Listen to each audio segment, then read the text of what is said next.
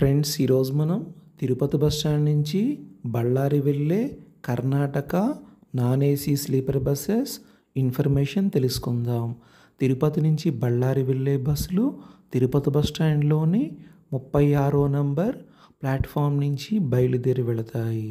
తిరుపతి నుంచి బళ్ళారి వెళ్ళటానికి రాత్రి 9:30కు కేఎస్ఆర్టీసీకి చెందిన నాన్ ఏసీ స్లీపర్ బస్ ఉన్నది. ఈ బస్ తిరుపతి బస్ స్టాండ్లో రాత్రి 9:30కు బయలుదేరి బళ్ళారి వెళ్ళేసరికి ఉదయం 7 అవుతుంది.